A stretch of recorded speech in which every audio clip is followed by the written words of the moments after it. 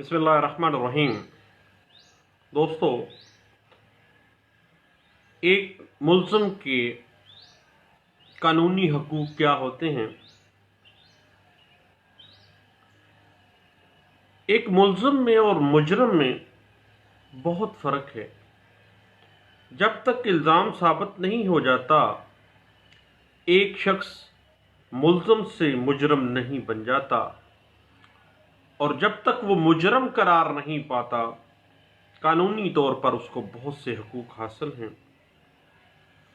اس کے علاوہ جب سزا ایک ملزم کو ہو جاتی ہے اور وہ مجرم ڈکلیئر کر دیا جاتا ہے، تو اس کو بھی کچھ قانونی حقوق حاصل ہو جاتے ہیں۔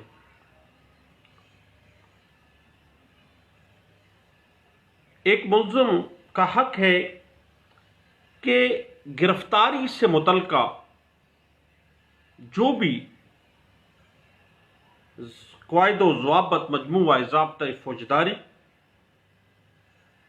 پولیس رولز 1934 اور کانسٹیٹیوشن آف پاکستان 1973 کے اندر موجود ہیں، ان کو بروئے کار لایا جائے، ان قواعد و ضوابط پر عمل کرتے ہوئے اس کو گرفتار کیا جائے، اور ان رولز اینڈ ریگولیشنز جو قانون دے رہا ہے ان پہ عمل کیا جائے۔ یہ ایک ملزم کا قانونی حق ہے۔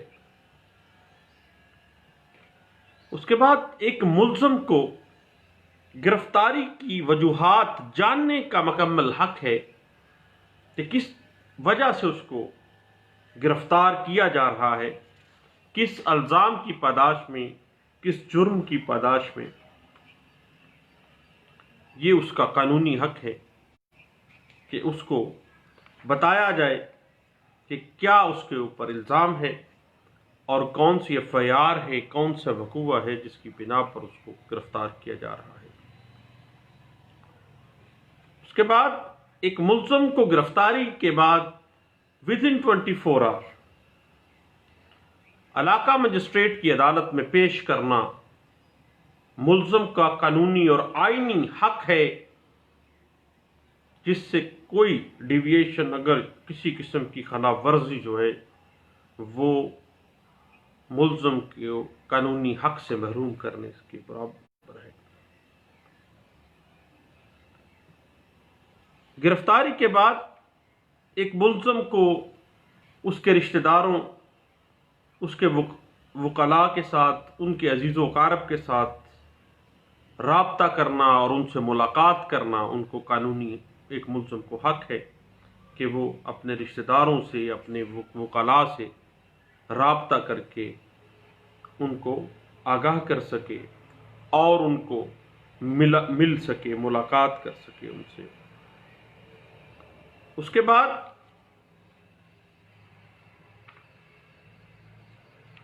ایک ملزم جب گرفتار ہو جاتا ہے تو گرفتاری کے بعد خوراک اور ضروری سامان اس کو ملنا، اس کی زندگی گزارنے کا جو بنیادی نیسیسٹی خوراک ہے، ضروری سامان ہے، وہ حاصل کرنا اس کا قانونی اور آئینی حق ہے۔ اس کو زندہ رہنے کا حق ہے، نیسیسٹیز کے ساتھ، ضروریات زندگی کے ساتھ۔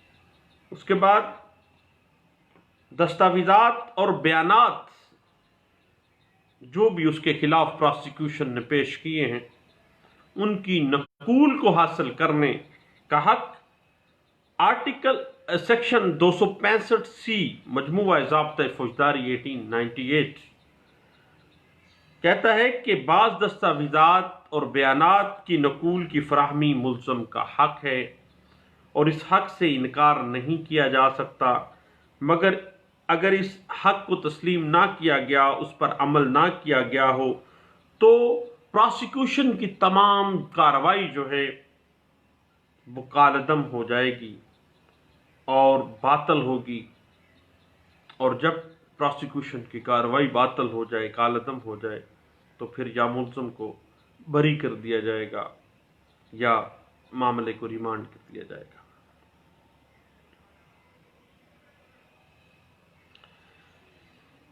दस्तावेज़ात और नकूल की फराहमी अंडर सेक्शन 265C मजमूआ ज़ाब्ता फौजदारी बुनियादी तौर पर क्रिमिनल जस्टिस सिस्टम का जो बुनियादी असूल है कि मुल्ज़म को इस बात से आगाह होना चाहिए कि उसके खिलाफ क्या इल्ज़ाम है, क्या शहादत है और प्रोसिक्यूशन के गवाहान उसके खिलाफ क्या बयान दे रहे हैं। मुल्ज़म बयानात 161 के जो हैं बयानात हैं उनकी नकूल ले सकता है। अगर कोई 164 की स्टेटमेंट रिकॉर्ड हुई है तो उसकी नकल ले सकता है। केमिकल एग्जामिनर की कोई रिपोर्ट है तो उसकी नकल ले सकता है। किसी मुतनाज़िया तहरीर प्रोसिक्यूशन ने पेश की है तो उसकी नकल ले सकता है। अगर दौरान तफ्तीश कोई गैर कानूनी या कानूनी तो 161, 164 जो भी बयान थे वो ले ली उसने कॉपी। अगर हत्ता के कानून यहाँ तक कहता है कि अगर कोई गैर कानूनी बयान भी है तो वो बयान भी मुल्ज़म को कॉपी हासिल करना उसका हक है। गवाहान के जो भी मजीद बयानात हैं, कोई एडिशनल एविडेंसेस हैं, कोई डॉक्यूमेंट्री एविडेंसेस हैं, एक्सपर्ट ओपिनियंस आ गई हैं कोई, या साइट प्लान है वकूआ का, वो तमाम की कॉपी लेना मुल्ज़म का कानूनी हक है कि वो नकूल चालान दाखिल होने के बाद ट्रायल शुरू होने से 7 यौम पहले तमाम नकूल की कॉपियाँ उसको मिल जानी चाहिए। फ्रेमिंग ऑफ चार्ज से 7 दिन पहले कम अज़ कम उसको तमाम की तमाम नकूल उसको मिलना उसका कानूनी हक है। ये बात इंटरप्रेट भी हुई PLD 2003 Lahore high court page 290 के अंदर। याद रखिएगा कि एक मुल्ज़म को प्रोसिक्यूशन की डॉक्यूमेंट्री एंड ओरल एविडेंसेस की जो भी नकूल हैं उनको हासिल करने का बुनियादी कानूनी हक दिया गया है और सेक्शन 265C ऐसा ऑर्डर मैंडेटरी करार देती है। और अगर उसको नकूल नहीं दी गई हैं और उस नकूल दिए बगैर ही फ्रेमिंग ऑफ चार्ज कर दिया गया है, देन याद रखिएगा कि ऐसी कन्विक्शन 0/0 मुल्ज़म बरी हो जाएगा। ये बात इंटरप्रेट भी हुई 2004 MLD पेज है 1468 के अंदर इस बात को इंटरप्रेट किया गया था। उसके बाद जब भी कभी किसी वकूआ या किसी इल्ज़ाम के अंदर, प्रोसिक्यूशन के किसी बयान के अंदर जो भी शक व शुबा जो भी डाउट पैदा होगा, उस शक व शुबे का तमाम फ़ायदा हासिल करना एक मुल्ज़म का कानूनी हक है। क्रिमिनल एडमिनिस्ट्रेशन ऑफ जस्टिस जो है उसका एक सेटल्ड प्रिंसिपल है कि बेनिफिट ऑफ डाउट जो है वो हमेशा मुल्ज़म को एज ए राइट मिलेगा। राइट नहीं मुल्ज़म के साथ दी जा रही उसको कि भाई जहां पे शक पैदा हो गया है तुम्हारे साथ राइट बरती जा रही है, नहीं, जहां पे शक पैदा हो गया है तो राइट नहीं बल्कि उसको उसका हक दिया जा रहा है कि वो मुल्ज़म जो है शक व शुबा जो भी जहां पे प्रोसिक्यूशन के वकूए में शक व शुबा हुआ है उसका फ़ायदा मुल्ज़म को बतौर हक मिलेगा। और याद रखिएगा कि सज़ा देने के लिए एक मुल्ज़म को प्रोसिक्यूशन को beyond the shadow of doubt ऐसे सर्कमस्टांसिस में सज़ा होगी जब इस्तगासा ने beyond the shadow of doubt, जहां हत्ता के शक व शुबों का कोई गालिब इम्कान ही ना हो, उसका साया भी ना पड़े शक व शुबे का, देन सजाया भी होगी। मामूली सा शक भी मुल्ज़म को फ़ायदा देगा और प्रोसिक्यूशन के टोटल केस को हिला के रख देगा और ये फ़ायदा बेनिफिट ऑफ डाउट का मुल्ज़म का कानूनी हक है और कोई शख्स बिला सबूत और मुजरम साबित किए बगैर कभी भी कन्विक्ट नहीं किया जा सकता। जब भी प्रोसिक्यूशन जो भी शहादत देगी वो काबिल भरोसा होनी चाहिए। शुबों का जो भी बेनिफिट ऑफ डाउट है वो मुल्ज़म को एज ए राइट मिलेगा। इस पे 20 केस लाज हैं जो कि पाकिस्तान की मुख्तलिफ आला अदलिया ने सेट किए हैं और ये बात 1998 SCMR पेज 1993 के अंदर भी इंटरप्रेट की गई और आज तक 2018 तक ये एक सेटल्ड प्रिंसिपल बेशुमार 20 केस लाज में यही सेटल्ड प्रिंसिपल जो है इंटरप्रेट किया गया है। याद रखिएगा, जब भी क्रिमिनल एडमिनिस्ट्रेशन ऑफ जस्टिस में दो प्रिजम्पशंस आ जाए, दो के आस किसी वकूवा से निकले, जहां दो क्यास मुमकिन हों तो ऐसा क्यास कबूल किया जाएगा जो कि मुल्ज़िम को फायदा देगा।